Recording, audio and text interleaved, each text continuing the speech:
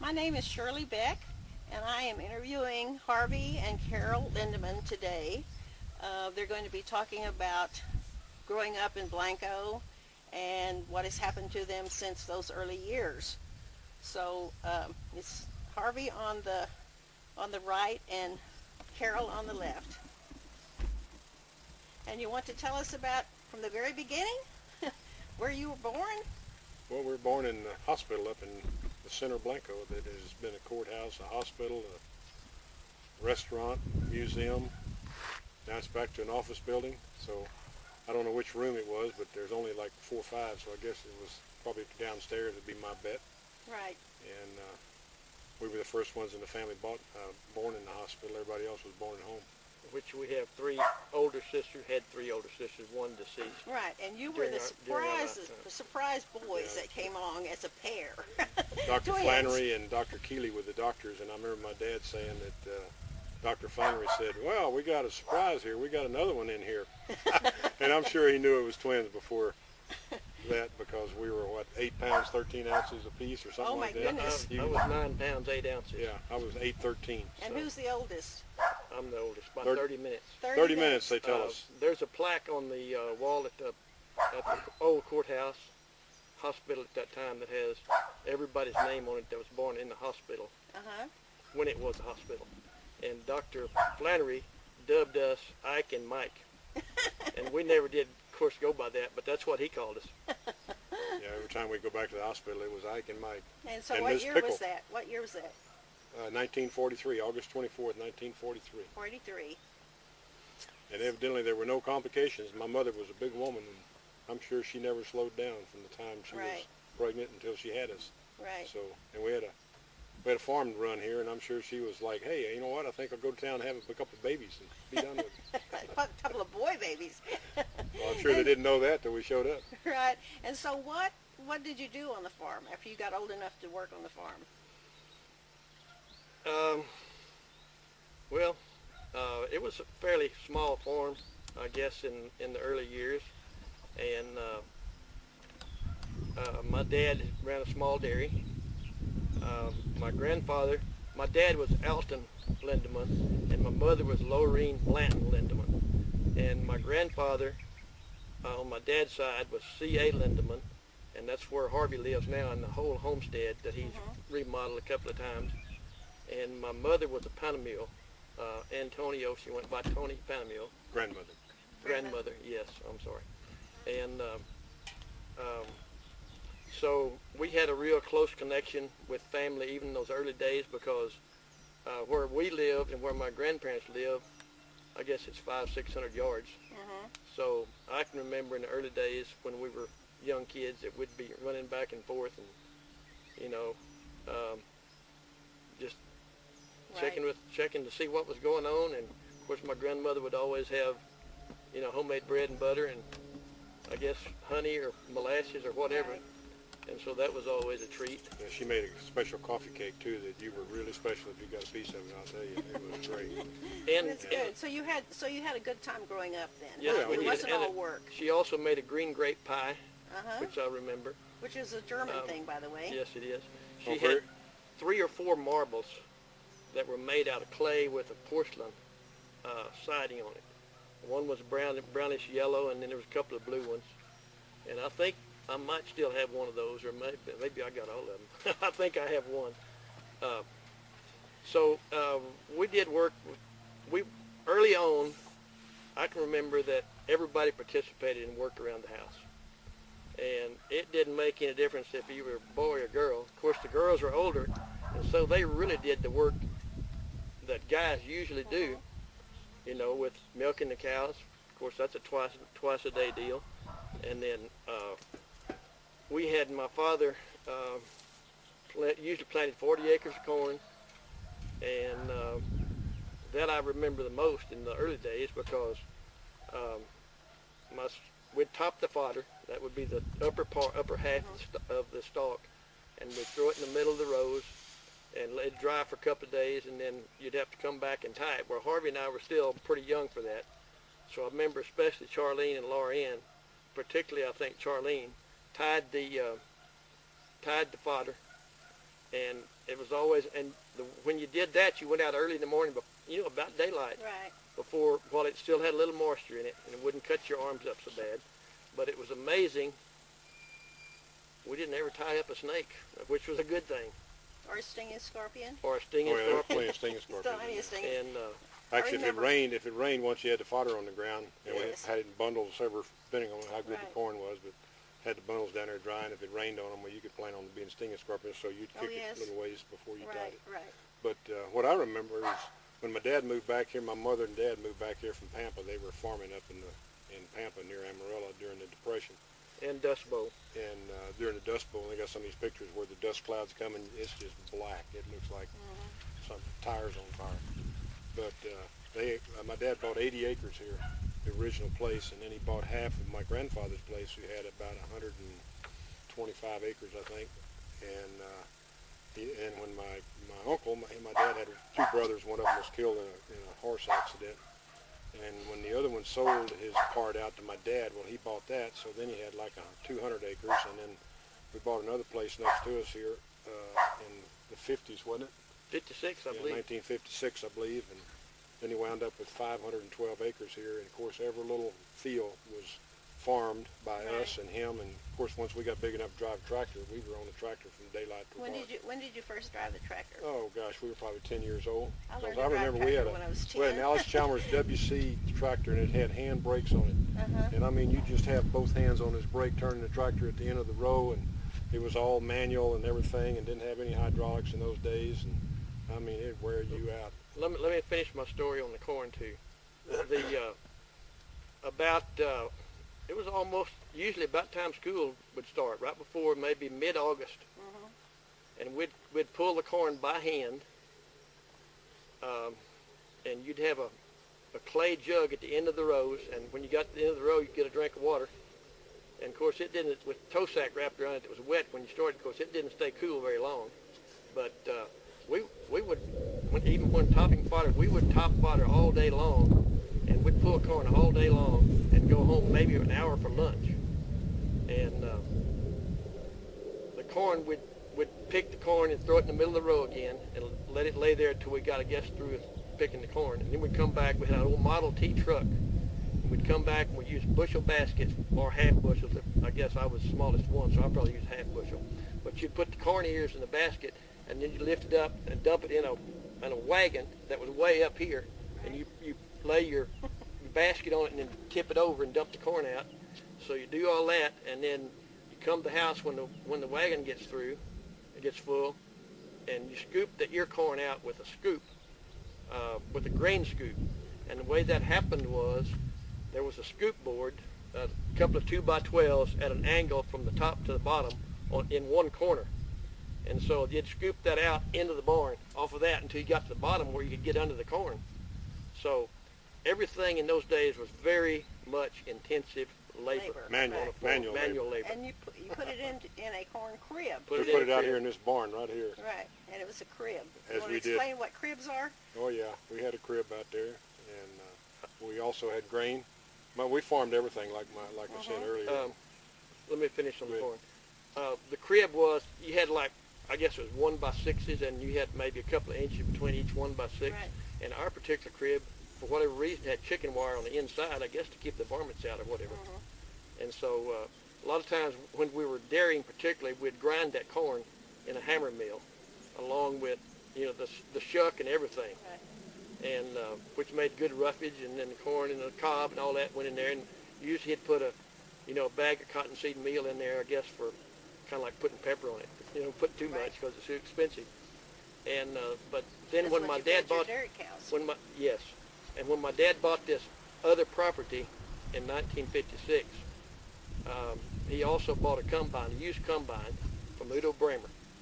And once we had a combine, we never planted another row of anything in a row crop, because we would harvest all our grain, which we planted wheat for a sale crop, oats, barley, spelts, and we had 210 acres in cultivation that we cut with a 5-foot drag type combine that had a bin on it. And when the bin would get full, then you'd back your truck under it, run it out in the bin, and then I used a trucker. Harvie was running the combine most of the time, and I'd haul as fast as I could go to the barn, again shovel it out, try to get back before he was waiting for me with the next load. So the combine was really a lifesaver for us. And while we're on that subject, and probably getting out of order on the way I want to say that's things, fine.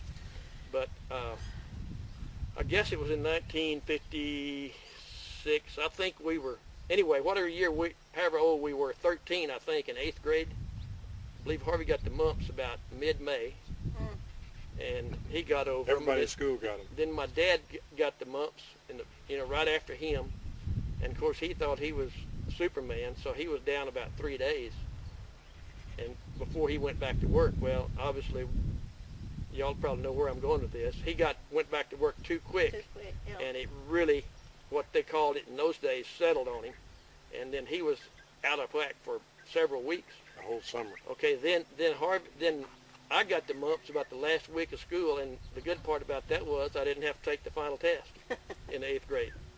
So, but anyway, as soon as school was out, Harvie and I We're the farmers. alone harvested 210 acres. Oh my. He ran the combine, and I ran the pickup, shoveled it in the barns.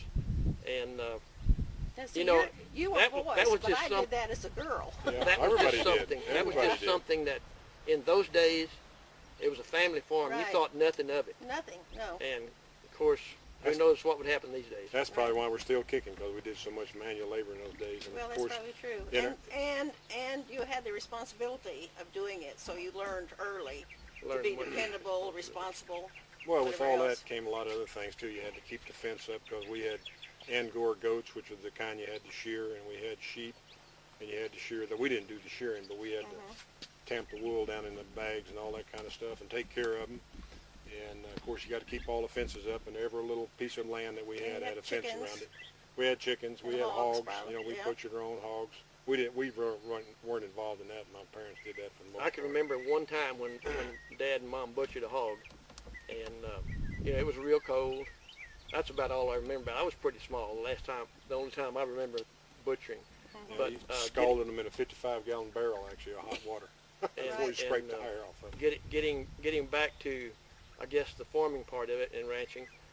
Shortly after, it may have even been before my dad bought this other property, we had to make a decision. Okay, are we going to dairy, or are we going to raise sheep, goats, and cattle?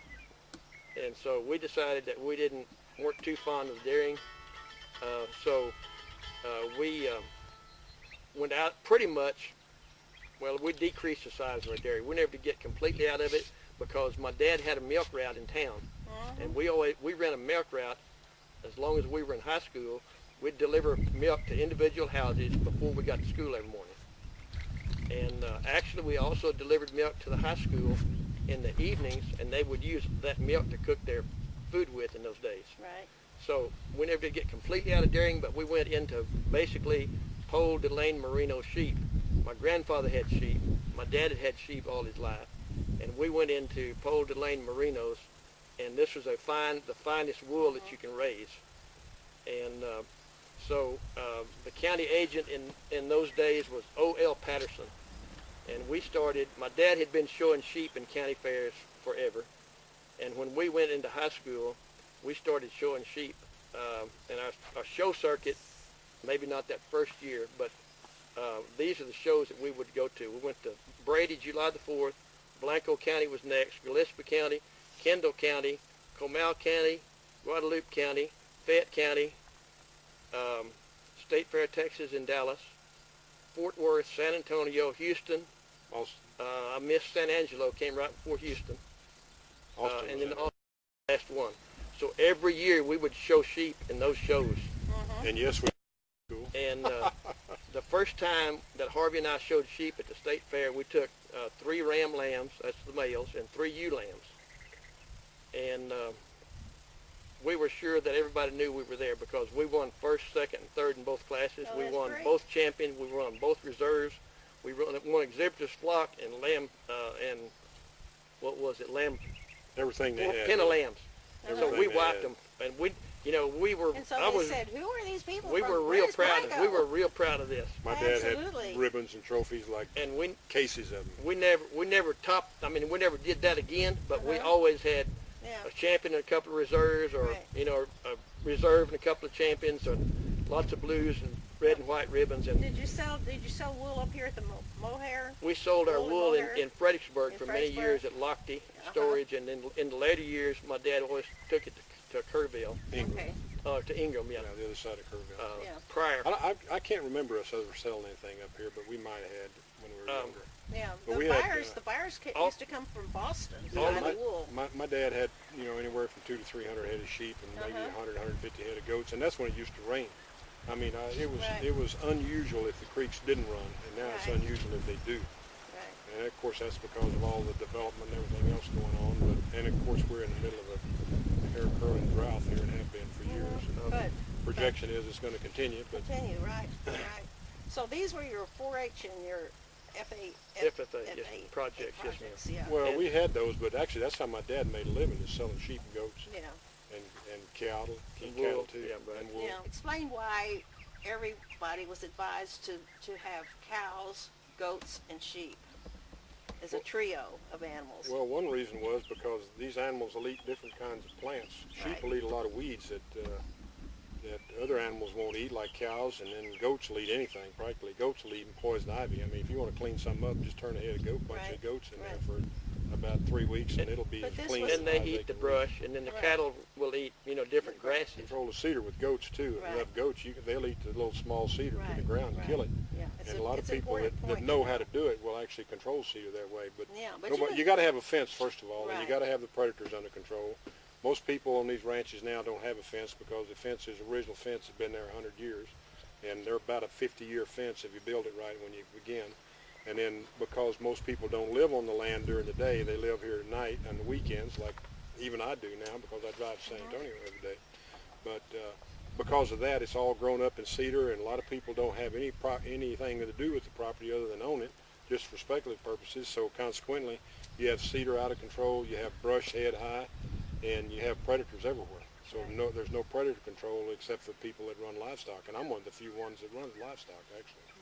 So I mean, but- few people have a few cows so they can get their ag exemption, but beyond that, they Yeah, sure as heck don't make a But living. like off it. on my place, predator control is now turned over to the federal trapper, Joe Finch, Right. because Well, we're he run traps over here with- too.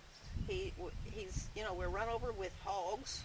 Okay, they're back again. We don't have hogs, thank goodness. And coyotes, We have coyotes. and now I have a feral dog that's giving us all a fit. So it's times have changed a lot. We since used those to have early that days. trouble too. The back to the sheep and so forth.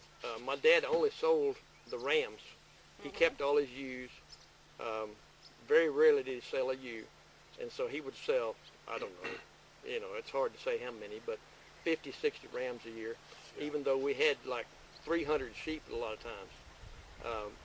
Sell the wool, sell the rams, and one of the things I remember when I was a kid was when people would come to buy a ram, individual private treaty. If Dad was out plowing, then Harvie or I, whoever was available, would show them the rams, and and you had to know what the price was, and you had to know when they offer you $5 less, you're not going to take it. And how those old they kinds of were, things. some And, of them were Right, 3 and, years old, some of them were yearlings. And right. and so it really was a good training for an individual that Right. in those days, and sometimes people don't get that training today. You didn't have an extended Basic, childhood. in other words. basically, no. we missed out on a lot of things in our childhood. Basically, the sheep put Harvie and I through college, Uh-huh. and You know, you look back and you say, man, we did a lot of work. Yeah. But I tell you what, it didn't Yeah. hurt us that much. We thought Right. it was at the time, I guess. Yeah, and you And didn't then, work then all on of the the lighter time. side, we did not work all the time. And So where'd we you go liked, swimming? We liked to swim, we liked to fish, and we liked to hunt. Yeah. And so a lot of times at the end of the day after we'd combine, we'd come jump in the tank over here, Mhm. you know, right below the barn right here, and clean up and cool off. Which is almost always full of water. I mean, Yeah. nice fresh water running in and Right. running out, because it rained. Right. And the river always had water in it. We'd go over to the cage hole, which is over where Gene Trish lives. Mhm. And matter of fact, Gene Trish Jr., which we call him Butch, was in our class.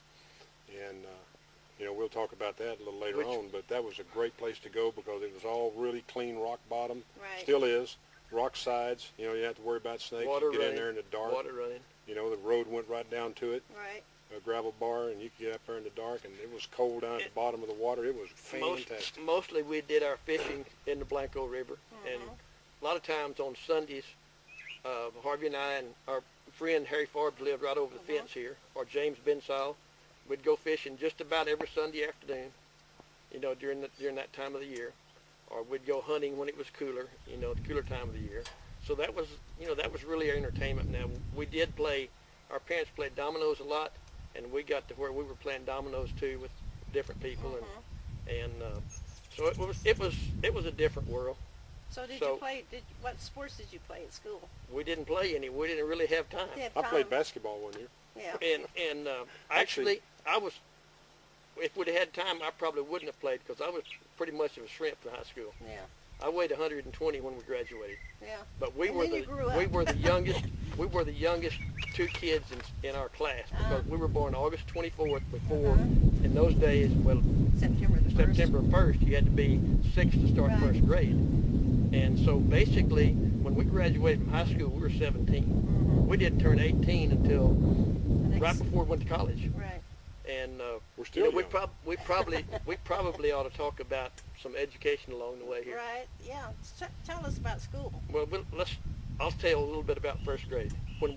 In those days, the teachers didn't know who was going to show up till the first day of school. When our class showed up, there was either 49 or 50 kids Ooh. showed up for one teacher. Yeah. Out of those 50 kids, we'll say, there were 5 sets of twins, and of which Harvie and I were one set. And so the Lindemans, the Ponishes, the Deckerts, Maxie and Jonas, that's 4. The other was a couple of Two twins, I boys. think were Martin, They were 2 M-A-R-T-I-N. boys, I think, and they moved away like into the first year. Yeah. But everybody else graduated. Well, Jimmy Ponish didn't graduate, but 3.5 sets of them graduated. I think he lives in Marfa these days, and Jeannie lives over in Johnson City. So we're still in touch with every one of them, and they're Right. still That's all good. alive, believe it So or not. what year did you go into the first grade? That was in 49. 1949. 49. Yeah. And we graduated in 1961. And believe it or not, about 80% of our graduating class, I think there was 42 or 43 that graduated, about 80% of them went on to college. Yeah, that's And good. a lot of them got master's degree. Carroll got his master's degree. I worked on my master's at A&M, but I got drafted, got married, and tried to avoid the draft, but they got me sooner or later and wound up joining the Air Force. But a couple of guys got a PhD. I mean, we got some real brains out of here, I tell you. Well, that is typical of Blanco. Yeah. So anyway, after that first week or so, they did hire another first grade teacher. Who was? So Do you it wasn't remember the quite- name of your Ms. first grade? Green was our teacher. Mrs. Green. Yes. Was it Ms. Houck? That was No, it was Ms. Green. She was second grade teacher, but I don't remember who our I second don't grade mean teacher I'm just trying to figure out who the other first grade teacher was, but I don't know either because we had Ms. Green. Yeah. You know, Anyway. I had Professor Green, her husband, Really? in college at Southwest Texas. Oh, is that right? Yeah. And so That's anyway, Really a story. nice lady. They So- were all nice, I Oh thought. yeah. She's, so in those days you had your classes and you had recess a couple of times, and in recess, when you got a little older, you'd play marbles and right. tag, and guys would always climb the trees and chase and all that kind of stuff, and They still have that merry-go-round thing there, or did they I take think that it's long gone. That's Long much gone. too dangerous, I'm sure. yeah, We Sure like to it was avoid that too, thing. yeah, because- the merry-go-round and the swings were great. Yeah. And one thing I remember too, probably when we were about 7th, 8th grade, the cafeteria would always open the gallon cans of corn and Right. beans and whatever. And when they cut those lids off, they'd just throw them back there with the cans. Well, you know what the boys would do? We'd get those lids and we'd sail them. Yeah.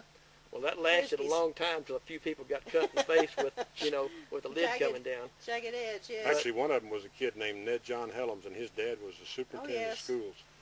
Flipped that thing out there and cut him right across the head, and it looked like somebody just cut his throat, man, because he was bleeding yeah, like you head couldn't wounds always believe, and bleed. we thought we were dead, man.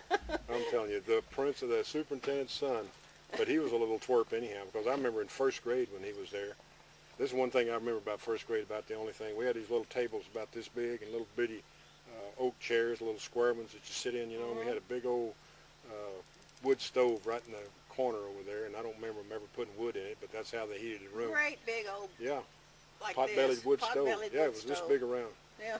And we were sitting at this table one day, and I don't know why I remember this, but Stephen Smith, who was one of our classmates that lives here now, and Carroll Smith was a teacher here at Blanco that we had when we were in high school. But Stephen, for whatever reason, stood up, and this Ned John Helms kid was on the other side of the table, and he reached up and just punched him right in the stomach. And I mean, it went downhill from there. So, and I must be the only one that remembers that, because Ned John Helms was up here for my 70th birthday party, and I was telling him about it, and he didn't even remember it. And he I was don't the one that remember got it. punched. I don't remember. So, So anyway, after we went through high school, and basically we took what we had to take. And speaking for myself, I didn't have a lot of really have a lot of plans. And I do remember this: when you left high school, you had to walk by the principal's office. Principal on one side and the assistant principal on the other side. And so I always carried my speller home. My speller was about half an inch thick, so I wouldn't go home without a book, because I didn't want to, I wanted to be seen carrying a book out, Right, right. And so, but anyway, we graduated in 1961, and after school that year, we did our regular thing on the ranch. And I think it was probably August the 1st, we thought, well, we haven't got school to go to this year, wonder what I'm going to do. And Right. so about that time, at least it was during that summer. It might have been early in August 1st. It might have been in July, but we registered to go to college at Tarleton State, John Tarleton State, which was a branch of A&M at that time, which was in Stephenville, Texas. And probably the reason we ended up going there, we were always on judging teams in high school, poultry team, livestock, land, whatever it was. Right. And we would always go to Stephenville for a contest.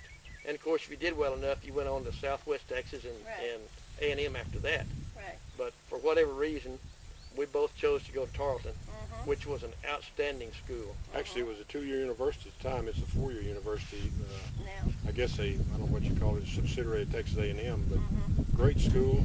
Both of us majored in wildlife management, which is basically a science-type oriented course. And we both made A's and B's, and both of us were in the ROTC, and man, we were just getting it on like big shots. And we were in parades and drill and all that kind of stuff, which was good for us. Didn't have a car until the second year we were there. Our dad bought us a 1958 Chevrolet. Of course, we didn't have any money to buy gas, so we'd sit there all the time in the parking lot, but you could fill up your gas tank for $5, but we didn't have $5, so once in a while we'd get it together and we'd come home and, spend a weekend, and 150 miles, wasn't a big deal. Go back, do it all over again. Let it sit there all week because we couldn't drive it. But we learned to study up there, because it was pretty tough. And I'm going to tell you, I studied, both of us, but I'll speak for myself. I probably went to class, and I probably studied 6-7 hours a day in addition to that to make it. And of course, the first 2 years anywhere are the most difficult. Right. But Well, they tried to get rid of you the first after year. 2 years, of course, I'll back up a little bit. While we were up there, I guess it was 62, was the missile crisis in Cuba. Right. And everybody was standing around, especially the people in the Corps, trying to decide, we're going to be here next week or not. Right.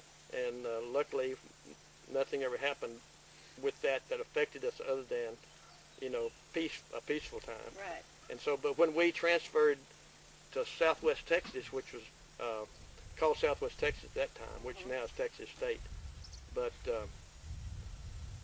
basically, I think I took a vacation. At least I transferred down there and got on scholastic probation the first semester, I guess. And the next semester I was on the AB honor roll. So I learned that, just because you change schools, it's not going to necessarily make it easier. However, I did have an easier time at Texas State, but I think it was because I had all the basics behind me. Right. But I enjoyed So what did you major college. in when you went there? I changed my major to ag education. And so I got my degree in ag education with a minor in science. And after I got out of school, I taught science 3 years, and then I taught driver education for 10 years, at which time I got my master's degree. And where were you teaching? That was in San Marcos, CISD. San Marcos, yeah. And so then the last 20 years I was in education. I was a counselor, junior high and high school, part-time master's in counseling, part-time junior high, part-time high school at first. And then I was at high school 3 or 4 years alone, and then I finished up in junior high. So what did you do, Harvie? I've been retired. Yeah. I've been retired since 2001. Okay. And it's been really nice. Yeah. The whole deal has been nice. Yeah. I mean, I enjoy teaching and so forth, as well as retirement. When I transferred to Southwest Texas, I majored in general agriculture with a plant science special area, and a lot of biology and a lot of chemistry, and it seemed like Carroll always had to study harder than I did for some reason, but I didn't wind up on I wasn't as smart. I wouldn't say that, but anyhow, when I graduated out of there, well, I went to graduate school for 1 semester there in biology, because I had a lot of biology and chemistry, and I had a minor in English. I had a lot of hours because I'd gone to summer school a couple of times. And so then I decided, and I was classified 1A. Well, it wasn't 1A. I had a deferment. 2S at first. I can't remember what it was, but it's been too long ago. But we were all subject to the draft at that time in the military. And of course, Vietnam was going on hot and heavy, and I was trying to figure out how to stay in school. So whenever I decided, well, I'm going to A&M until I could work on my master's degree down there in range management. So I transferred down there, got into graduate school, and went 1 semester down there. And then I wound up getting married, and I went back to Southwest Texas, went another semester in graduate school there. And then we got a job, Carroll and I did, to teach a school in South San Antonio. And my wife, I got married in 66. And so Carroll and I were driving back and forth to San Antonio teaching middle school down there. That went on for about a year and a half, and I got a letter from my draft board in Fredericksburg and said, congratulations, you got 30 days to make up your mind on how you want to get in the military, because if you don't, you're going to get drafted. And so I tried to join the Air Force because I knew it was coming, and they turned me down because I had hypertension, and I was trying to be a pilot. Well, they had higher standards at that time. So I went back in and applied again, and lo and behold, they needed pilots bad, so they'd lowered the standards a little bit. They weren't worried about my hypertension at that time, so I got in, went to OTS in San Antonio, and got my commission. Excuse me. Then I went to Phoenix, Arizona, and went to Chandler Air Force Base out there, Williams Air Force Base in Chandler, Arizona, and got my wings as an Air Force pilot, and spent 5.5 years in the Air Force as a pilot. And so when I got out of there, it was in... Flying what kind of plane? Oh, flying the C-141 transport all over the world. But I was gone for like 3 weeks out of a month for 3.5 years. I had 2 kids, and they didn't know who I was, so I wound up getting out after 5.5 years and came back to San Antonio looking for a job. Of course, all the guys that didn't get drafted now had their PhD in the same thing I had a BS in, so I was not too competitive. So I wound up getting a job as a salesman in the securities business with E.F. Hutton, and been in the business ever since, 40 years. Started in 41 years actually this year. I started in 1973, been in it ever since, and it's been great, it really has. Oh, that's great. That's great. Yeah. So what are you doing now? Since you're retired, but you're not retired, you're still working. Oh, let's talk about retirement. So we live on a ranch, and I run cattle. And our portion of the ranch up here, we've got cattle on as well. And so, we do ranch type of things, and which is taking care of the cattle, mending the fence, and feeding the cattle in the wintertime especially, and praying for rain, which we've been real fortunate this year to get lots of rain in the spring. And I had a 1/4 of an inch yesterday, and 1 7/10 the day before, and 4.5 inches in May. However, January, February, March, and April had 2.65 total, and that was pretty dry. Yeah. You have any time for fishing? So don't do a lot of fishing. Like to hunt. Fish once in a while with our grandsons. We have a nice pond below the house. So what do you do with your deer meat? We make sausage, and I made sausage this year. I have a friend that makes sausage with me, and we make our own sausage. We don't make about, 40 rings a piece or something like that. And Smoke it.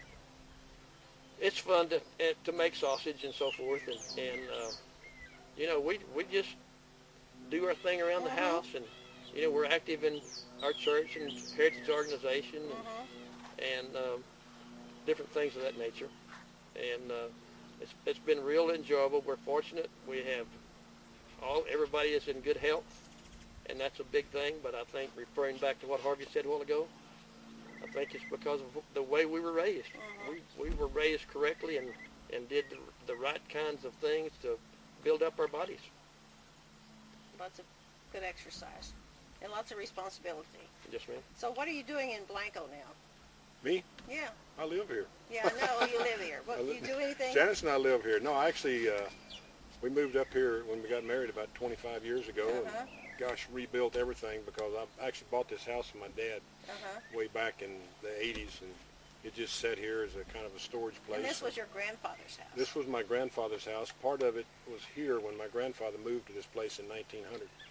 And we got a plaque in 2000 for a 100-year plaque. The state of Texas gives out a plaque for a ranch that's been an operating ranch owned by the same family for 100 years. And the part that's over 100 years old is my part of the ranch here. And, is it log or is it frame? Well, actually, it sits on an old live oak log.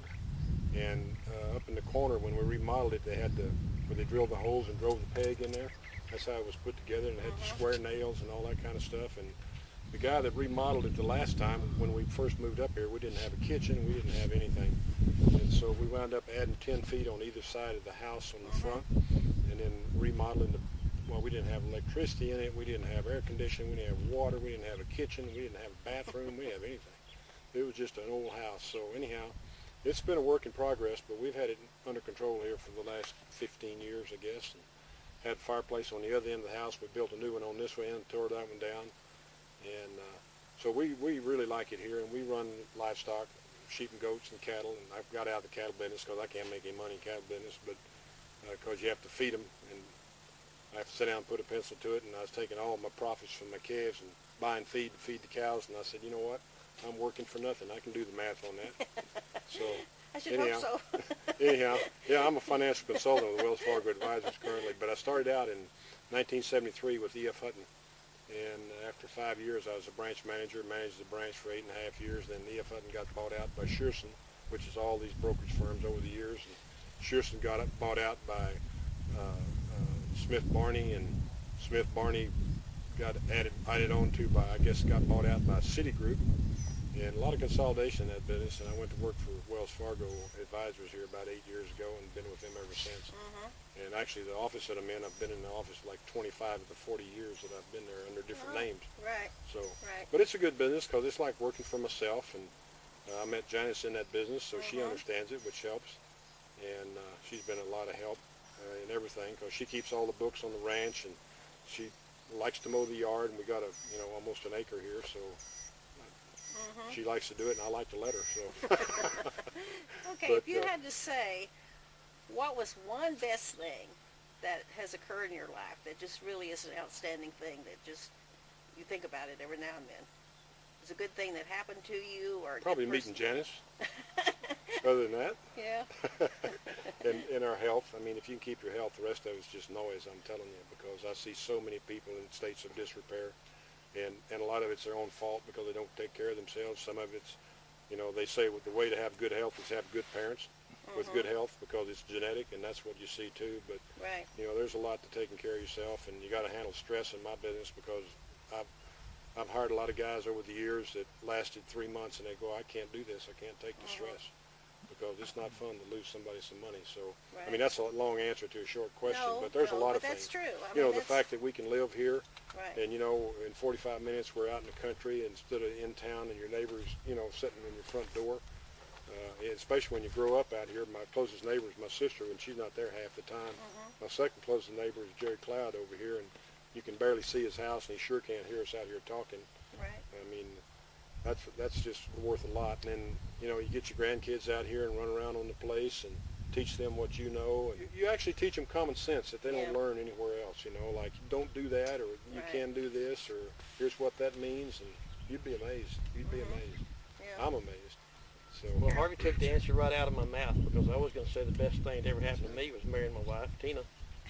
And, you know, it was just like moving in with another family. Her parents were like my second parents, and they felt like I was their son.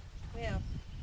And Yeah. so, you know, it's to think about those kinds of things and realize the value of family Right. and community, you know, and having a heritage that you're proud of. And you know, I don't get to Blanco too often, but I love it when I come. And we had our 50th year class reunion in 2011, and I don't know how many were there, but everybody that was capable of being there was there. There was a few we questioned why they weren't there, but you know, everybody is, you know, it's just a more mellow situation whenever you're come back 50 years later and you're, Right. you know, talking with your friends, and maybe you didn't care too much for each other Right. before, but now that's Right. all old history, and Right. so everybody's friends, and Right. you know, Well, appreciate you don't have the to live with things, each other now. appreciate Just the see each things other that occasionally. everybody has done. Right. Right. And so it's been a very rewarding Yeah. relationship. Do you have some things that you do in the community? We are a member of the New Brunswick Heritage Society. We belong to the Mission Valley Community Center, and basically Mission Valley School there is the last one-room schoolhouse standing in its original space in New Brunswick. It's about a half a mile from our house, and we have a picnic there once a year, which we had last weekend, 2 weekends ago, and we had 95 people that came to that. There was a school here my dad attended on Flat Creek, Right, which Flat is Creek Flat Creek School. School. So they'd just walk All across that's the left pasture of to it get is there. the And step. one well. story that I'll tell you that we heard him say Foundation. more than once was whenever the first airplane flew over school, the school building, and the teacher said, "Children, children, there's a flying machine out here. Come look at it." So tell about the fire department. well, as far as community service and that sort of thing, you know, I'm not here most of the time except on the weekends, and then, you know, we live here, but you know, I'm not here most of the time during the day, except on holidays and weekends. And here about a year ago, I joined the fire department, and after the second meeting, they made me president of the board. Of course. So that's been interesting, I'll have to tell you, because we started out with 3 volunteers, and of course we had to run a bunch of people off, and I didn't make any friends doing that. But well, I can't say that. I guess the people that got run off weren't my friends necessarily, but they needed to go. And we reorganized the department, we reorganized the board, we rewrote the bylaws, we rewrote the rules. I went through 5 guys before I got a decent fire chief, and it's been more than a little controversial because nobody likes change, but I'm telling you, it's the best thing that ever happened. And it's a challenge every time we have a meeting, so. But that's my latest endeavor. And speaking of airplanes, I have an airplane here. And of course, when I was in the Air Force, I flew for 5.5 years. So, and then it didn't fly for another 25 or 30 years. And I was on a hunting lease with a guy that grew up in Alaska in a Cessna dealership. And he found out that I used to be a pilot. And once you're a pilot, you're always a pilot, unless you do something, they take your license away from you. Well, I never had mine revoked. So anyhow, he said, "Well, you need an airplane." And I said, "I don't need an airplane." He owns a airport in Lodi, California, which is outside San Francisco. And I said, "I don't need an airplane." And so anyhow, we got to talking, and a friend of mine that lives in New Brunswick, real close to Carroll, was an instructor pilot. And I got to talking to him. He said, "Look," he said, "if you'll drive up to San Marcos every day on your way home," he said, "I'll get you qualified again." And it didn't take very long. So I said, "Well, heck, why not?" Because it keeps you healthy and keeps your mind from going stale. And so I got qualified, and I mean, I wasn't even a week out of the qualifications. The guy called me and says, "Hey, I found you an airplane." And I said, "I told you I don't want an airplane." He said, "No, just look at it." So I looked at it, and I bought it. And of course, now it's in California, so I get an instructor pilot friend of mine, and we fly out there on Southwest Airlines and pick it up and fly it back home. And we took off at daylight that morning. It's a Cessna 182, cruises about 150 miles an hour. We took off at daylight and landed at Stinson Field in San Antonio that night at 11:30. And we made 3 stops on the way, and that was in 2000. So to have your license, you have to take a check ride every 2 years to make sure you're safe. You have to have your airplane inspected once a year, and then, of course, there's always something wrong with it, but that's just the way it is. It's just an expensive hobby. But I go to see my daughter. I've been up to Colorado Springs to see my son. I got a friend that has a ranch down south of San Antonio. It takes an hour and 20 minutes to get there by air. It takes 4.5 hours to drive. So when he invites me down, I said, well, if I can fly, I'll come, but if I drive, I'm not. So anyhow, that's kind of. So you're one of the planes that flies around over I am. there. I'm guilty. Well, I'm going to add a little bit to that. When he got his plane, he bought a D4 Caterpillar with a front end loader and a dump truck. And he built his own runway, and then he built his own hangar, which is, how big is a hangar? 60 by 40. 60 by 40. I think did everything except lay the slab. Well, y'all have to And, put the roof on. And so most of that he did on his own, but we did help a little bit. And so that sheet metal was 40 feet in length. Oh boy. And Harvie and our brother-in-law and I put that up there, and that was a challenge, but we got it up there, and I don't think we bent Not one on a piece. windy day, Well, though. Beyond repair. Chad was still home then, and he helped me a lot. Actually, he helped me do the holes and pour the concrete and all that kind of stuff, so he was a lot of help. But that was my last big project, I'll tell you, because it took me a year and a half to do all that. Was that the last project, or was that high fence the last project? Well, I guess the high fence. He was built the a high fence around his property, his portion of the property, pretty much by himself, and I'm going to tell you, that's not an easy job. No. So when he got through with that hangar out there, I said, I hope to God that you don't take on a big project like this again, and then first thing you know, you're building a high fence. So, but Well, it's a matter of cost, because these high fences, the 8-foot deer-proof fence, what it is, and it's a real stiff wire, and it's really hard on your hands to wrap all the wire around and stretch it and everything. But I had time, so day like today, when it's 3 or 4 hours to get started, go out there and do 3 or 4 hours of work, and you'd be surprised what you can do if you just utilize your time. So, and back to cost again, I think it costs like anywhere from $6 to $8 a foot, and I built this thing for $1.85 a foot. Oh, Of course, boy. Carroll and I did the labor. I did most of it, but he helped me on some of it. So that's the reason. It's all about money. Why did you build a high fence? Well, I put deer in there, and Oh. and I thought really all this would get developed around me, and it was as much to keep people and everything out of my property, Yeah. or as much as just to keep everything in. But we actually fenced about a dozen deer, native deer, in there. And one of them, when he died, was 12 years old, because Oh, I my knew how old he goodness. was when he put him in there. Yeah. And he was in pretty good shape. He was going downhill at that time. Yeah. But most deer live 5, 6 years old when something happens to them. But I have a few deer in there. They're not these big monster deer that everybody has. They're just native deer. And I've got some black buck antelope in there, and I run sheep and goats in there. Used to run cows when I had them, but just enough to keep it down, and everything's healthy. So. Sounds good.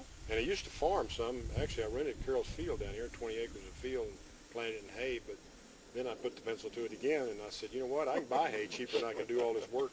Right. So anyhow, for the little hay I need, I've been buying it and just hauling it rather than farming it, because it's just too much work. Too So what are expensive. your plans for the future? Keep on living.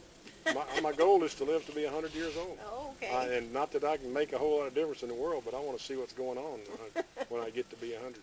Carroll, So what's your goal? just continue to have good health and a loving family.